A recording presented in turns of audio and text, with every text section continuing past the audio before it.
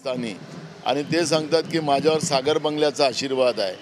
असं वक्तव्य महाराष्ट्राच्या कधीही पण एवढ्या वर्षाच्या कालावधीत कधी झालेलं नाही. पण भाजपचा जे सत्तेचा माज आलेला आहे त्याचाच परिणाम आहे की पोलिसांना डायरेक्ट चॅलेंज करण्याचं काम सुरू झालेलं आहे. काल पत्रकारांना सुद्धा भाजपच्या खासदारांनी रागानं तुमचे सगळे वाढून तुम्हाला धक्के मारलेत. म्हणजे पत्रकारही आणि माध्यमही त्यांना काही महत्त्वाचं नाही. एवढा माज या ठिकाणी सत्तेतल्या लोकांमध्ये आलेला आहे. तो आपण काल पाहिलेलाच आहे, पण तो सातत्यानं चाललेला आहे.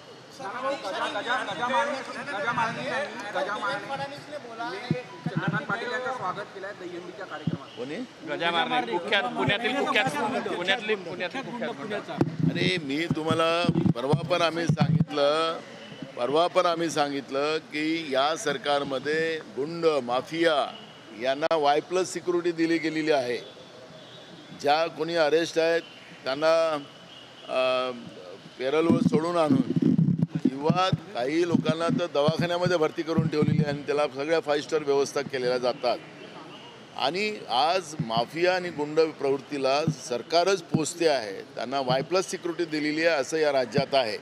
म्हणून चंद्रकांत पाटलांनी त्या गुंडाच्या बरोबर काल दहीहंडी फोडली तर ते काही नवीन नाही आहे. हे सगळं आत्ता भाजपमध्ये गुंड आणि माफिया व्यवस्थेचं पोषण या महाराष्ट्रात केलं जाते आणि म्हणून